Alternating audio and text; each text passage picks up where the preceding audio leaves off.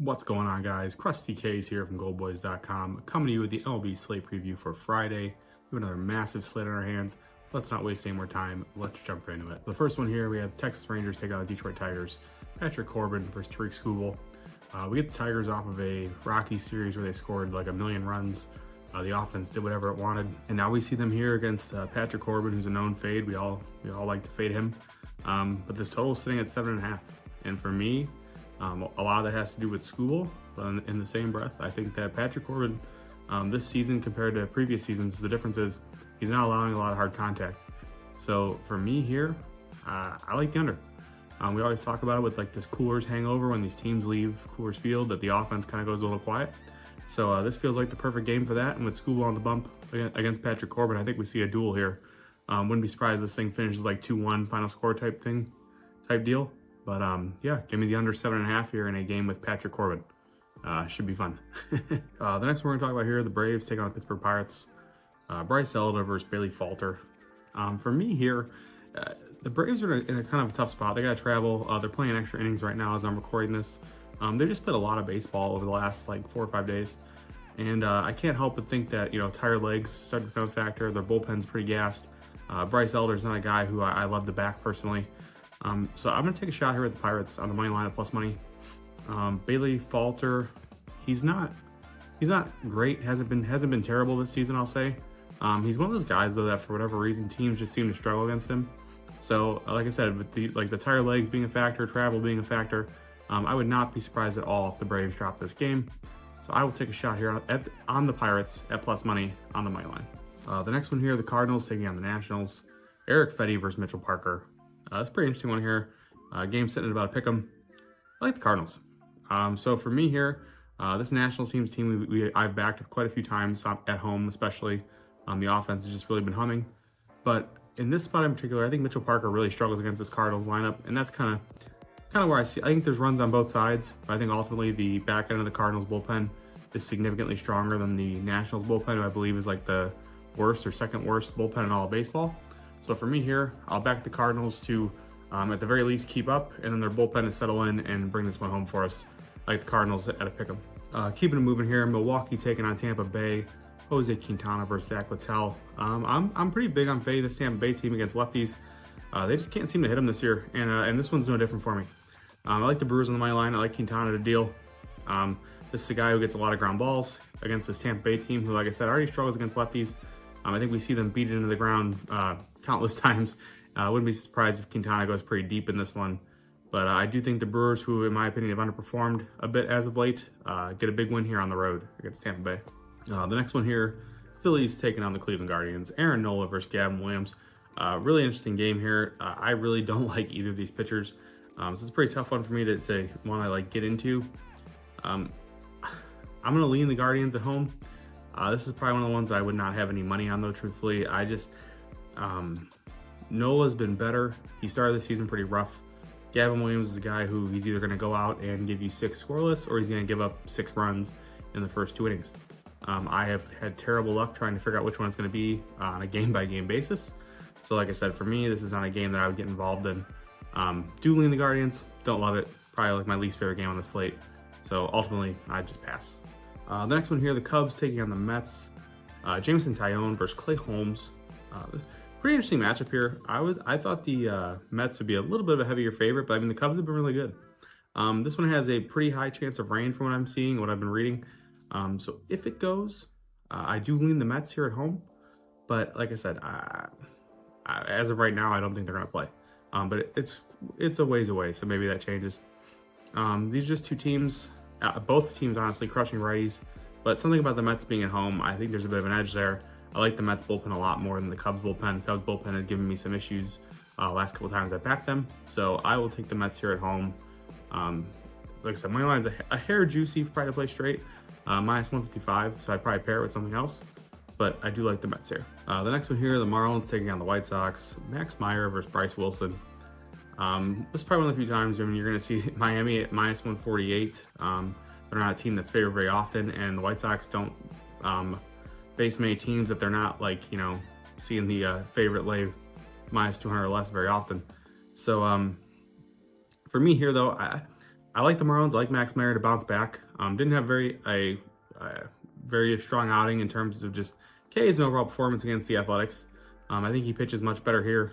The one thing about this White Sox team that I've noticed is they actually don't chase a lot.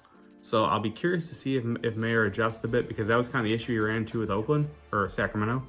But I do think he pitches better here. So I like the Marlins on the money line. I do like the under as well. I think both these offenses kind of stink. And looking at right now, the weather in Chicago is supposed to be a little bit cooler tomorrow. So usually pretty weather affected parks in Chicago. So lean under, like the Marlins money line a lot more. The next one here, Boston Red Sox taking on the Kansas City Royals. Hunter Dobbins versus Michael Lorenzen. Pretty interesting one here for me. I like the over. His total sitting at 9, I think for good reason. Both these pitchers kind of stink. Kansas City's really heating up as of late, I believe over the last 14 days. Top 5 in offense versus right-handed pitching. And on the other side, Boston, they've kind of just been, steadfast, pretty consistent in terms of offense. And Michael Lorenzen's a guy who's really struggled just overall this season. It used to be that he was really good to lefties. So that was kind of what kept him around the league. This year, he's not good against lefties, not good against righties, giving up a lot of hard contact just across the board. So I think both these teams, we see a lot of runs. I think this thing soars over this 9 total we got here. The next one here, the Giants taking on the Twins. Jordan Hicks versus Chris Paddock. I got to go with the Twins, man. This team is hot. They're playing good baseball. Their bullpen's been outstanding. I think Jordan Hicks is junk. And I think he struggles against this lineup. I really do. This is a guy who he throws hard, but doesn't miss a lot of bats, doesn't generate a lot of whiffs, and I think this Twins team can continue to kind of go on a little run here. And obviously, if you see this line, Twins favorite at home, but you look at the records, and obviously the Giants have a considerably better record than the Twins, so it may be a bit surprising to some people, especially with Paddock on the bump, but this Twins team is hot. Like I said, their bullpen's been outstanding, and I think they pick up another win here. The next one we're looking at here, the Reds taking on the Houston Astros. Dick Martinez versus Hunter Brown. Reds obviously playing in that extra inning game with the Braves that I talked about earlier. Traveling to Houston here. Houston's just a team that I love to back at home. This will probably be a spot with like a Hunter Brown player performance double.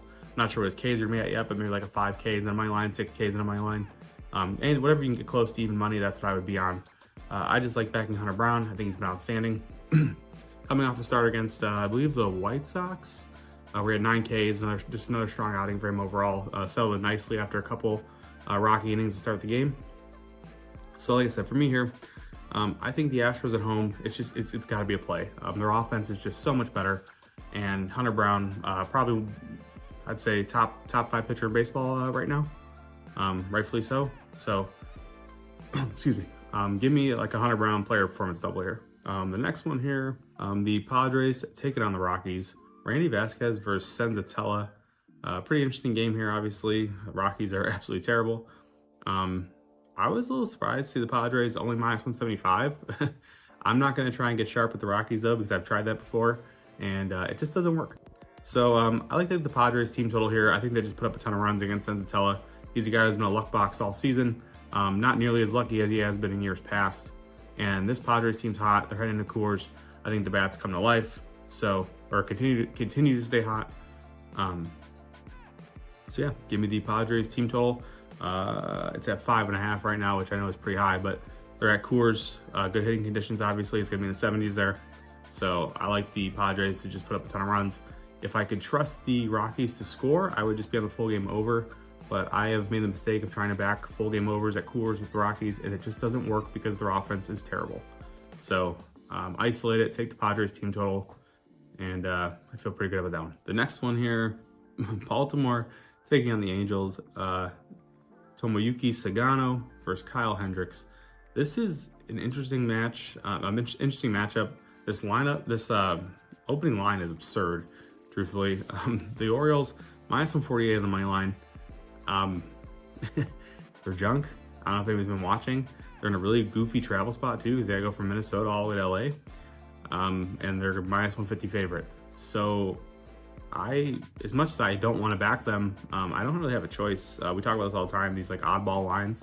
If you just play them blindly, you're going to win more often than you lose in baseball. That's a fact. You can ask anybody who bets baseball sides and totals. I'm telling you right now, you bet these ones that don't make a ton of sense, and I guarantee you're going to get paid more than you don't. So Looking at this one here, you get two offenses who've been absolutely abysmal at the plate. Both teams striking out a ton. I would like to think Baltimore gets to Kyle Hendricks. I hope they get to Kyle Hendricks. But I will say this: Sagano has really emerged as a bit of an anchor for this Baltimore rotation, especially with all the injuries. If you've watched him pitch his last few starts, he's been really good. And I think against this Angels lineup, a team that's just very undisciplined at the plate, we see Sagano feature that splitter pretty often. I think he can find success against this lineup. So I do like the Orioles here. Like I said, minus 148 is very tough to lay with them playing how they're playing, but I do think that's the right side. That is the side that I'll be on. If you don't want to lay that, I totally understand. You can pair it with a heavier money line as a parlay, but I do like Baltimore here on the money line. Oh my goodness, this slate is crazy. So the next one here, the Toronto Blue Jays taking on the Seattle Mariners. Kevin Gausman versus Luis Castillo. I get Gausman off of a vintage Gausman outing. We get Seattle back at home where their bats just haven't been as good. It's a very tough place to hit, very pitcher-friendly park. And typically when we see them go home after hitting pretty well on the road, their bats kind of go a little silent. So I've got a bit of concern here for them. I do like Gausman a lot. I do think that since kind of altering his pitch mix a bit and relying more on his fastball, he's really improved. And so for me here, I like the value on the Jays, plus money on the money line. I mean, they stink too, let's be real. This team has not been good. But yeah, I mean, like I said, the Mariners have been hot, 22-14, nothing to scoff at for sure. But like I said, in years past and this year, when they go home for some reason, the bats just aren't as good. The offense just kind of seems to quiet down. So I'm going to take a shot here at the Blue Jays with plus money on the money line. Back Gausman to keep dealing. And like I said, I think Castillo, I'm not sold on this year. He just doesn't look like the Castillo we've seen in years past. So give me the Blue Jays here at plus money on the money line. I think they get this one done. The next one, the Dodgers taking on the Arizona Diamondbacks. Roki Sasaka versus Eduardo Rodriguez. Pretty interesting one here. I'm not a big Roki guy. A little too raw for me. A little too much for Crybaby. So for me in this one, I lean the over. Again, this is another game on the slate where I looked at it and the total is high. It's at 9.5, and it makes me think over. The money line looks a little weird, but I think it's because Roki just hasn't been that good. He's been better, but just hasn't been that good. But seeing the Dodgers at a minus 130, I don't really know how to take that, because I think Erod could struggle here. But in the same breath, I don't want to back Roki to shut down this Diamondbacks lineup. So, like I said, for me, I lean the over. It's a game I'll probably leave alone. If I have anything more definitive, obviously I'd let everybody know. But for now, I lean the over 9.5. I do think we see runs here from both sides, more than likely. The next one, the Yankees taking on the Athletics. This one is in Sacramento. Total's at 10.5. This is a spot where I'm going to take the Yankees team total. So I looked at the full game over 10.5. I did want to take it. I do think Will Warren is not very good. But this Sacramento team, for whatever reason, at home, they've kind of struggled to get the bats going. It's kind of funny because, I mean, their park is so hitter-friendly. You'd think that they'd be scoring a lot of runs, but actually they've been much better on the road. So we get the Yankees coming into this park against Beto, who's a high fly ball pitcher. And, I mean, do I need to say more? This team should absolutely rake in this spot. Their team total was not out when I looked earlier. I'm assuming it's going to be like a flat 5. Just based on the total in the game. Maybe a 5.5 at plus money. Either way, I'd be in on it. I like the Yankees here to put up runs. Like I said, I'm just isolating this to the Yankees because the Athletics at home, for whatever reason, the offense a little too inconsistent for my liking. So give me the Yankees team total over in this one. That does conclude the slate, though. It's an absolutely massive slate. Before we jump off here, though, my 3 best bets.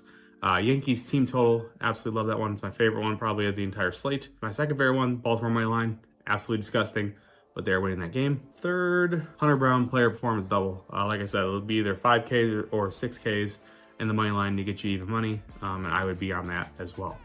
So those are my 3 best bets. As always, you can get all my official plays at GoldBoys.com. If you have a gambling problem, don't want to hurt a gambler. Thank you guys.